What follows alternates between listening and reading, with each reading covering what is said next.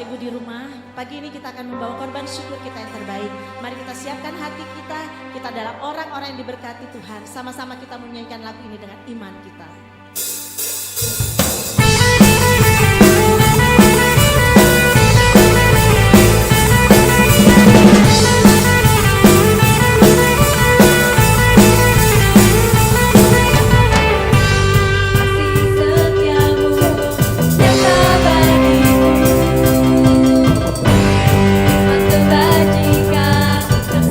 Bagiku, tak sanggup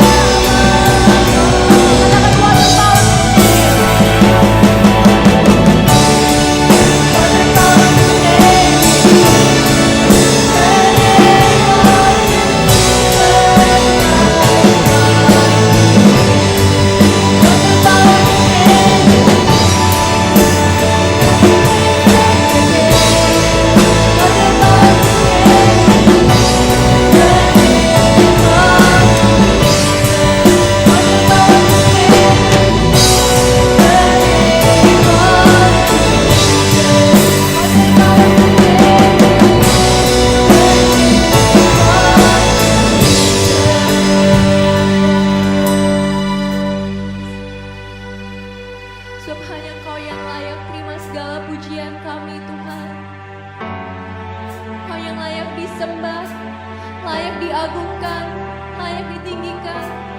Hanya Yesus namanya, Yesus Kristus Tuhan Allah kita. Kami mau menyembah-Mu Tuhan Yesus. Kau yang layak, Kau yang layak, Kau layak disembah di dalam roh dan kebenaran. Kau yang layak, Kau yang layak, sebab Kau yang layak, disembah, ditinggikan untuk selamanya.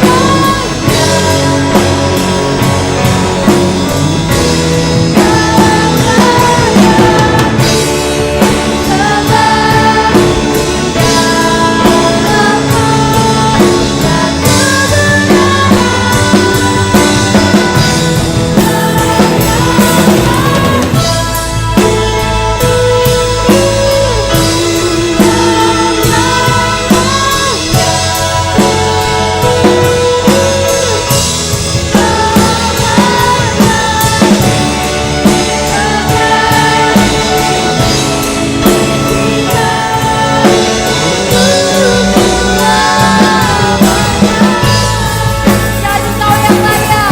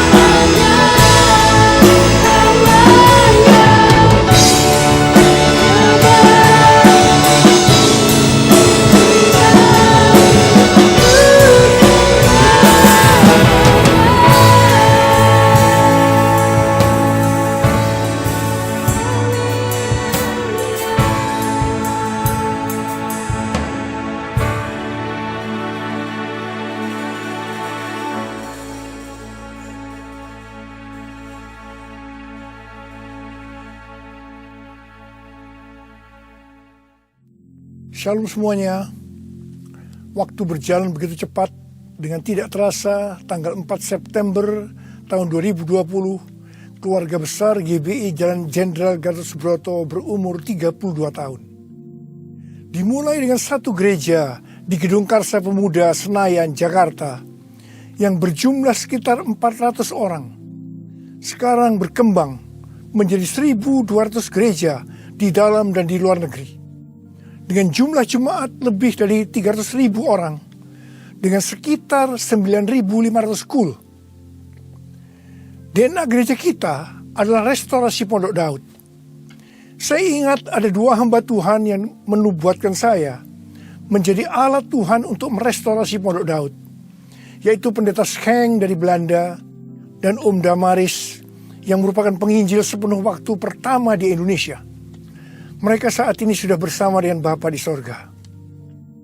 Kisah Para Rasul 15 ayat 15 sampai dengan 18 berkata bahwa Tuhan Yesus akan datang kembali dan merestorasi pondok Daud yang telah roboh. Ini tidak berarti bahwa restorasi pondok Daud baru terjadi pada waktu Tuhan Yesus datang kembali. Tetapi restorasi pondok Daud ini sedang terjadi pada hari-hari ini dan akan selesai secara sempurna pada saat Tuhan Yesus datang kembali. Untuk apa Tuhan Yesus merestorasi pondok Daud? Supaya semua orang lain mencari Tuhan dan segala bangsa yang disebut milik Tuhan mencari Tuhan. Ini berarti tujuan Tuhan Yesus merestorasi pondok Daud supaya terjadi penuaian jiwa besar-besaran. Apa yang dimaksudkan dengan restorasi pondok Daud?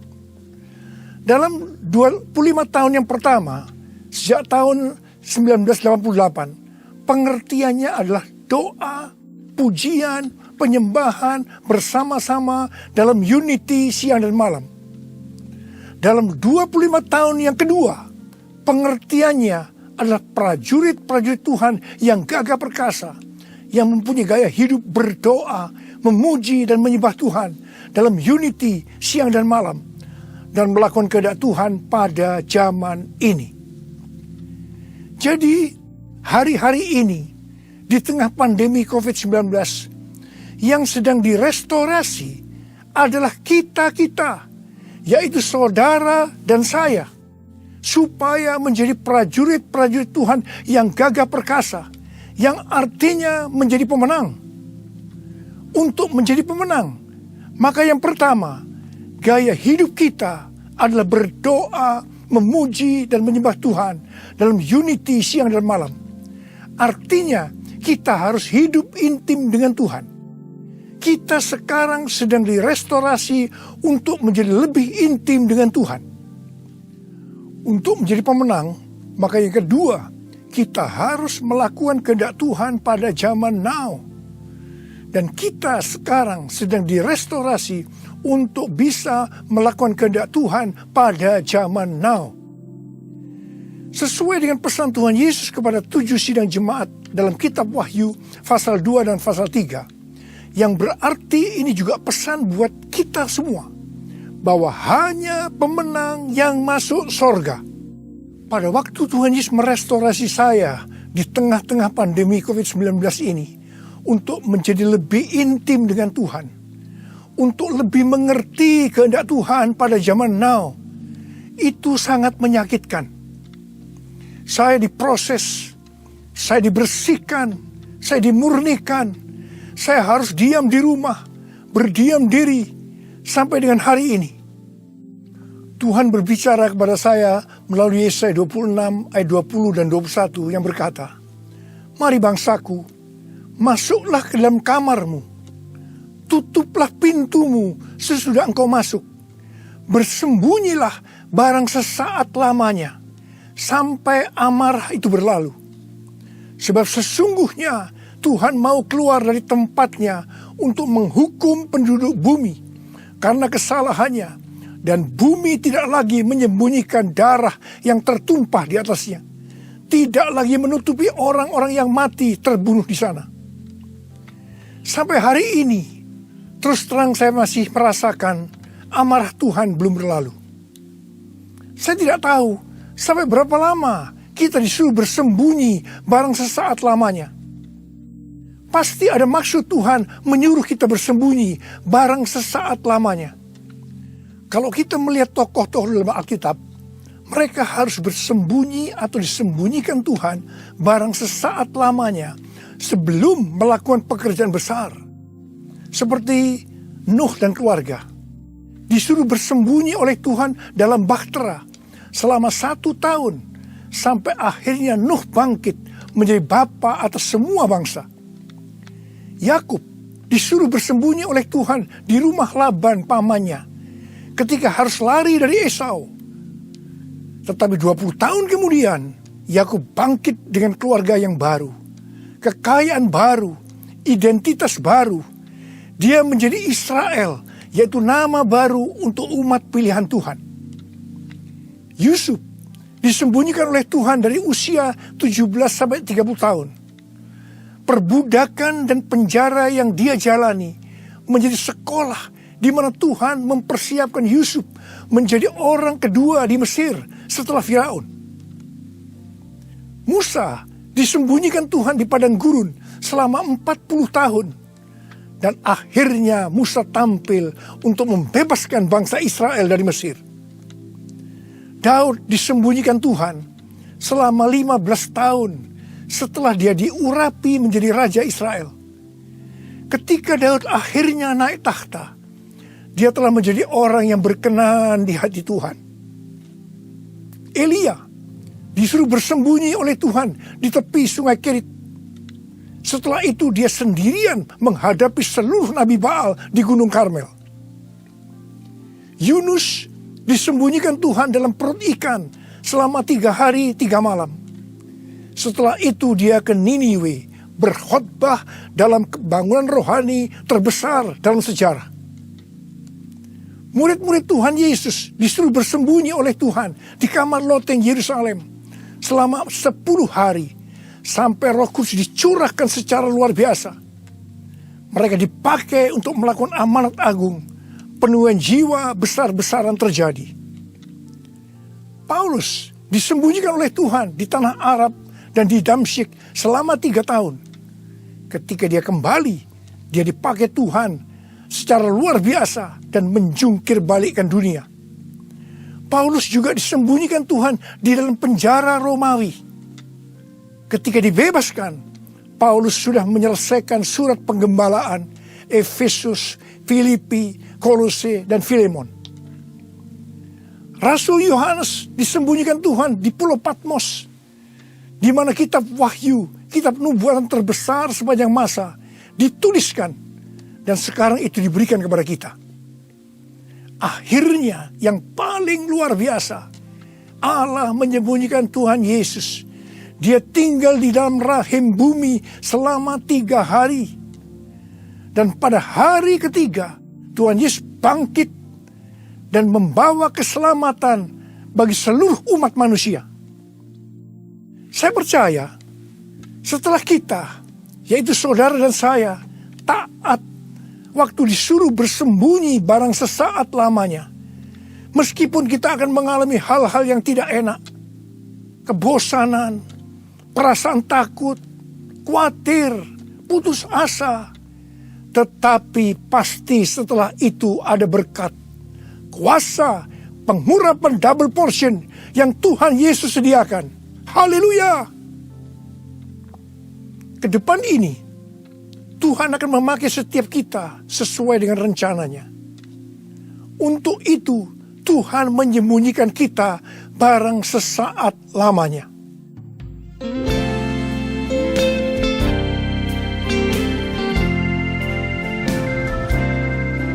Tuhanku, ya Allahku, Engkau perlindunganku. Hanya kepadamu ku bersujud. Tuhanku, ya Allahku, Engkau perlindunganku. Hanya kepadamu ku bertelut. Aku memuji Engkau, Yesus, menyembah kepadamu. Tuhanku, ya Allahku, Engkau batu karangku. Hanya kepadamu ku bersujud.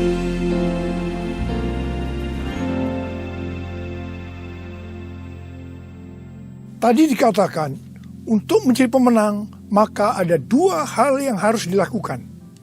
Yang pertama, gaya hidup kita harus berdoa, memuji, dan menyembah Tuhan dalam unity siang dan malam. Artinya, hidup intim dengan Tuhan. Yang kedua, melakukan kehendak Tuhan pada zaman now. Para ahli teologi sedang mengamati bahwa ada 3 gerakan besar yang sedang terjadi dalam menyelesaikan amanat agung Tuhan Yesus. Gerakan pertama melalui gereja rumah. Kul termasuk di sini. Yang kedua, melalui kesembuhan massal. Gerakan ketiga, penginjilan melalui doa. Penginjilan melalui doa ini adalah restorasi Pondok Daud.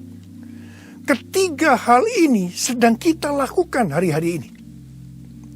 Pada tanggal 17 Agustus 2020, yaitu pada perayaan ulang tahun Indonesia yang ke-75, kita disuruh oleh Tuhan untuk mengadakan Zoom meeting dengan tema Trumpet Call for All Nations, yang diikuti oleh banyak bangsa-bangsa. Pada waktu itu Tuhan menyampaikan pesan bahwa trompet Tuhan sedang berbunyi untuk memanggil umatnya, bangsa-bangsa untuk berdoa. Melalui Yeremia 33 ayat 3, Tuhan berkata, "Berserulah kepadaku, maka aku akan menjawab engkau dan akan memberitahukan kepadamu hal-hal yang besar dan hal yang tidak terpahami, yakni hal-hal yang tidak kau ketahui." Ada 3 topik doa yang Tuhan mau kita lakukan hari-hari ini. Yang pertama, berdoa untuk negara kita, Indonesia. Yang kedua, berdoa untuk pertobatan. Dan yang ketiga, berdoa untuk penuaian jiwa besar-besaran. Kita harus berdoa untuk negara kita, Indonesia. Sesuai dengan Yeremia 29 ayat 7, kita harus berdoa untuk kesejahteraan negara kita. Karena kalau negara Indonesia sejahtera, maka kita juga akan mengalami sejahtera. Sesuai dengan Yesaya 48 ayat 18, bahwa kesejahteraan akan terjadi kalau kita memperhatikan perintah-perintah Tuhan. Karena itu, marilah kita berdoa bahwa negara Indonesia akan memperhatikan perintah-perintah Tuhan. Sesuai dengan yang terdapat dalam 2 Tawarikh 7 ayat 13 dan 14 yang berkata, kalau kita melihat Tuhan menutup langit sehingga tidak ada hujan, kalau kita melihat Tuhan menyuruh belalang memakan habis hasil bumi, ini berbicara tentang resesi ekonomi. Kalau kita melihat Tuhan melepaskan penyakit sampar di antara umatnya, ini berbicara tentang COVID-19. Maka Tuhan meminta kepada kita untuk merendahkan diri, berdoa, mencari wajah Tuhan, dan berbalik dari jalan-jalan yang jahat. Kalau kita melakukan ini, maka Tuhan akan mendengar dari sorga. Tuhan akan mengampuni dosa-dosa kita. Dan Tuhan akan memulihkan negeri kita, Indonesia, dari pandemi COVID-19 dan resesi ekonomi. Kita juga harus berdoa untuk penuaian jiwa besar-besaran. Sebelum terjadi penuaian jiwa besar-besaran, selalu didahului dengan kebangkitan doa. Sebelum Roh Kudus dicurahkan di kamar loteng Yerusalem 2000 tahun yang lalu, yang disebutkan sebagai Pentakosta pertama, maka murid-murid Tuhan Yesus semua bertekun dengan sehati dalam doa bersama-sama, yang artinya mereka berdoa, memuji dan menyembah Tuhan dalam unity siang dan malam. Ini adalah prinsip restorasi Pondok Daud. Hal ini juga terus dilakukan setelah Roh Kudus dicurahkan. Penuaian jiwa besar-besaran terjadi. Amin. Demikian pula pada waktu Roh Kudus dicurahkan di Azusa Street, yang disebutkan sebagai Pentakosta kedua.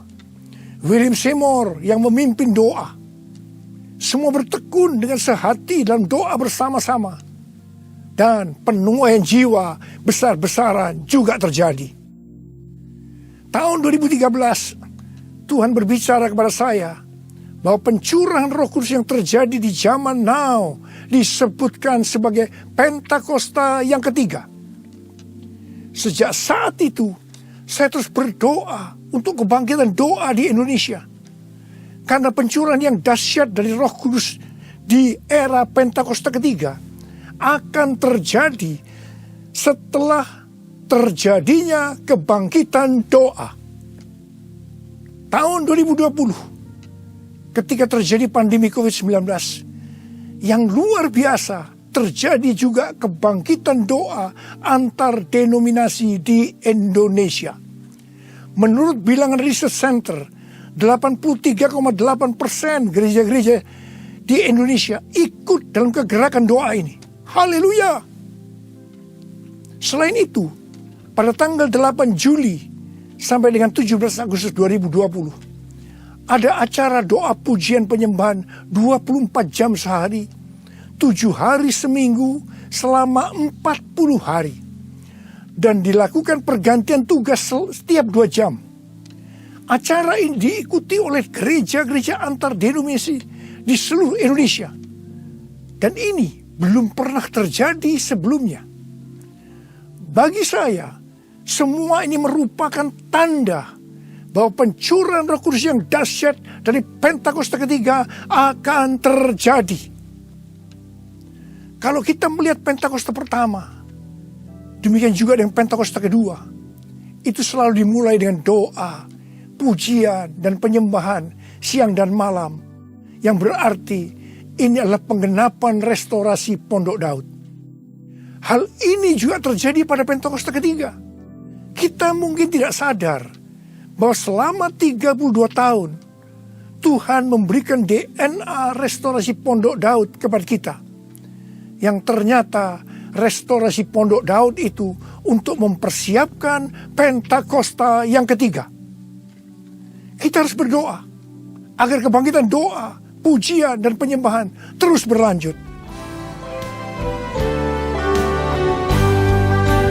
Pasanya dicurahkan, berkatnya dilimpahkan, penuaian besar sungguh terjadi. Segala bangsa akan datang menyembah Yesus Tuhan, kemuliaan Tuhan telah turun.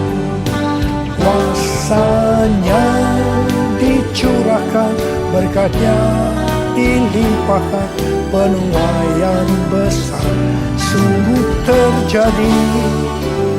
Segala bangsa akan datang menyembah Yesus Tuhan, kemuliaan Tuhan telah turun. Kemuliaan Tuhan telah turun. Tuhan berkata mengenai Daud, bahwa Daud adalah orang yang berkenan di hati Tuhan dan yang melakukan kehendak Tuhan. Jadi Tuhan berkenan kepada Daud karena Daud melakukan kehendak Tuhan. Kehendak Tuhan yang mana? Alkitab berkata bahwa Daud melakukan kehendak Tuhan pada zamannya. Kalau kita merindukan hidup kita berkenan di hati Tuhan, maka kita harus melakukan kehendak Tuhan pada zaman now. Apa kehendak Tuhan pada zaman now? Yang pertama, pada waktu Tuhan Yesus ditanya oleh murid-muridnya tentang tanda kedatangannya dan tanda kesudahan dunia, salah satunya Tuhan Yesus menjawab dari Matius 24 ayat 14 yang berkata, dan Injil kerajaan ini akan diberitakan di seluruh dunia menjadi kesaksian bagi semua bangsa. Sesudah itu barulah tiba kesudahannya. Tuhan Yesus akan datang kembali setelah Injil kerajaan diberitakan ke seluruh dunia menjadi kesaksian bagi semua bangsa. Tuhan Yesus pasti datang kembali. Yang percaya katakan amin. Karena itu Tuhan Yesus memberikan amanat agung kepada murid-muridnya dengan berkata di dalam Matius 28 ayat 19 dan 20. Karena itu pergilah, jadikan semua bangsa muridku, dan baptislah mereka dalam nama Bapa dan Anak dan Roh Kudus, dan ajarlah mereka melakukan segala sesuatu yang telah kuperintahkan kepadamu. Dan ketahuilah, aku menyertai kamu senantiasa sampai kepada akhir zaman. Tuhan Yesus memberikan tugas kepada kita untuk menyelesaikan amanat agung dengan kuasa dari Roh Kudus. Ini kehendak Tuhan pada zaman now. Yang kedua, kehendak Tuhan pada zaman now adalah sebagai berikut. Dari tanggal 19 September tahun 2020 sampai dengan 7 September 2021. Menurut kalender Ibrani, kita memasuki tahun 5781 yang disebutkan dengan P Alef. P Alef artinya 81. P menggambarkan sebuah mulut, di mana peranan mulut adalah untuk memuji, meninggikan, mengucap syukur kepada Tuhan, melepaskan berkat. Bukan dipakai untuk berbicara hal-hal yang kotor, gosip, porno, kepahitan, menjalikan orang lain, hoax, dan lain-lain. Alef adalah angka 1. Suatu permulaan yang baru. Yohanes 1 ayat 1 berkata, pada mulanya adalah firman. Firman itu bersama-sama dengan Allah. Dan firman itu adalah Allah. Jadi memasuki tahun P Alef, mari kita berjanji kepada Tuhan untuk menggunakan mulut ini hanya untuk berbicara tentang firman Tuhan. Ini adalah kehendak Tuhan pada zaman now, yaitu menggunakan mulut ini hanya berbicara tentang firman Tuhan. Saudara yang mau melakukan, katakan amin. Mari kita yang mau melakukan ini, kita ikrarkan janji kita ini dengan menyanyikan lagu ini.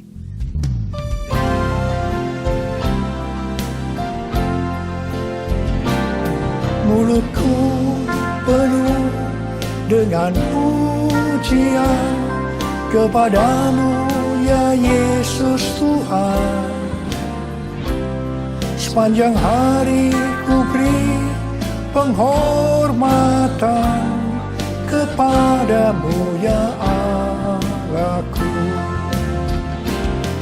Mulutku penuh dengan pujian kepadamu ya Yesus Tuhan.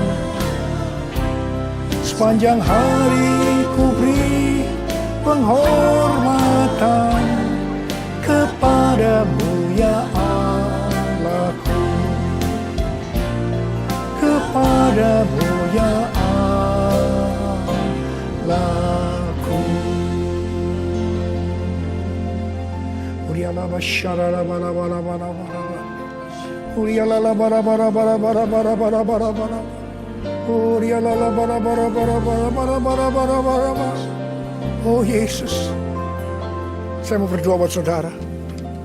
Ada berapa banyak di antara saudara yang saat ini sedang disuruh oleh Tuhan bersembunyi barang sesaat lamanya. Mungkin saudara mengalami ketakutan, kebosanan, mungkin kecewa, mungkin ada yang putus asa. Tapi ketahuilah, Tuhan menyuruh kita, menyuruh saudara bersembunyi barang sesaat lamanya untuk merestorasi saudara, untuk menjadi prajurit-prajurit Tuhan yang gagah perkasa, untuk menjadi pemenang, dan hanya pemenang yang masuk surga. Tuhan, berikanlah damai sejahtera-Mu buat anak-anak-Mu Tuhan. Kasihani mereka ya Tuhan, kasihani.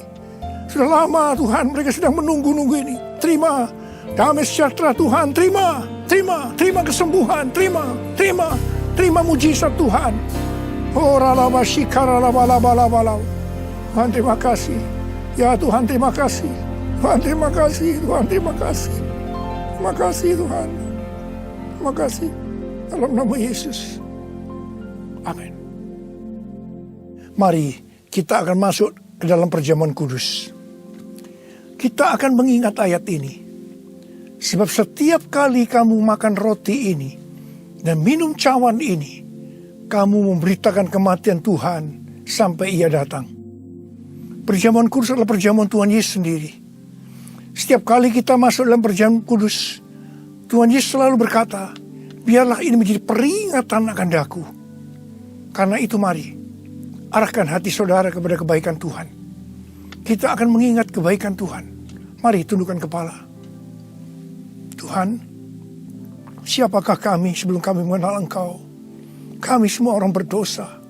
Upah dosa adalah maut. Mati kekal selama-lamanya. Tempatnya di neraka. Tuhan, Engkau datang ke dalam dunia ini untuk menyelamatkan kami semua ya Tuhan. Kau angkat kami sebagai anak-anak-Mu. Engkau berkati kami, Engkau tuntun kami, Engkau bela kami, Engkau tegur kalau kami salah. Engkau sembuhkan kami, Engkau jagai kami ya Tuhan. Dalam masa pandemi ini Tuhan. Itu Engkau ya Tuhan. Itu Engkau ya Aba. Tuhan akan memberkati saudara melalui perjamuan kudus. Tapi Tuhan mau kita makan dan minum dengan cara yang benar. Karena itu masing-masing berdoa. Introspeksi. Lihat keadaan dirimu masing-masing. Jangan menyimpan dosa. Kalau ada dosa yang Tuhan ingatkan saat ini, langsung minta ampun.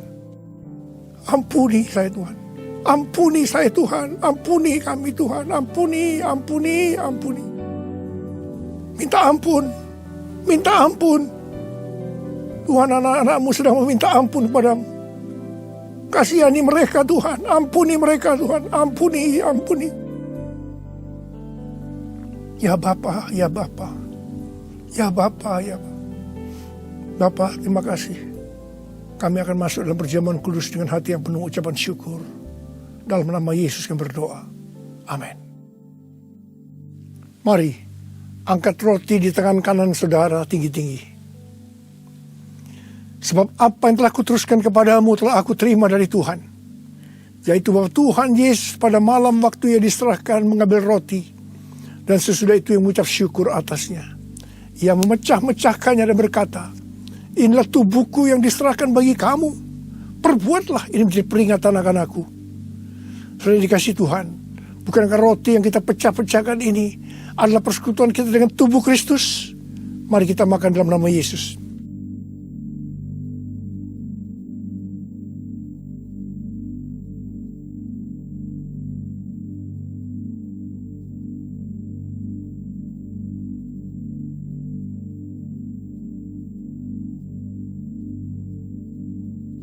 Mari, angkat cawan di tangan kanan saudara tinggi-tinggi. Demikian juga ia mengambil cawan sesudah makan lalu berkata, cawan ini adalah perjanjian baru yang dimeteraikan oleh darahku. Perbuatlah ini setiap kali kamu meminumnya, jadi peringatan akan aku. Sudah dikasih Tuhan. Bukankah cawan pengucapan syukur yang atasnya kita ucapkan syukur adalah persekutuan kita dengan darah Yesus? Mari kita minum dalam nama Yesus.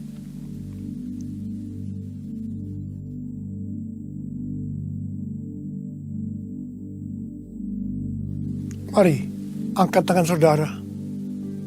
Ucapkan syukur dengan suara. Jangan diam. Tuhan terima kasih. Tuhan terima kasih. Kami bersyukur ya Tuhan. Buat kebaikan-Mu ya Tuhan. Kami bersyukur ya Tuhan. Kami bersyukur ya Aba. Kami bersyukur. Terima kasih ya Tuhan, terima kasih. Terima kasih Yesusku. Terima kasih Yesusku. Puji syukur hanya bagi Tuhanku. Terima kasih Yesusku. Terima kasih Yesusku.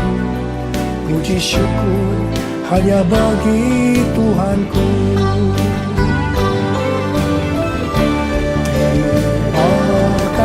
Yesusku, terima kasih Yesusku. Puji syukur hanya bagi Tuhanku. Terima kasih Yesusku. Terima kasih Yesusku. Puji syukur hanya bagi Tuhanku. Puji syukur hanya bagi Tuhanku. Puji syukur hanya bagi Tuhanku.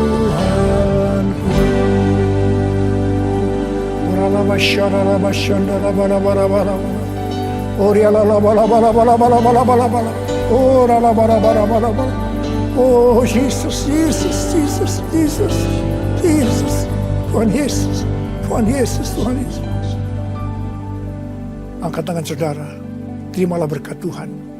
Kasih karunia yang berlimpah-limpah daripada Allah Bapa dalam anak yang tunggal Yesus Kristus, persekutuan yang manis dengan Roh Kudus menyertai saudara sekalian mulai hari ini sampai Tuhan sudah datang menjemput kita di awan-awan dan bahkan sampai selama-lamanya. Yang percaya bersama-sama katakan amin.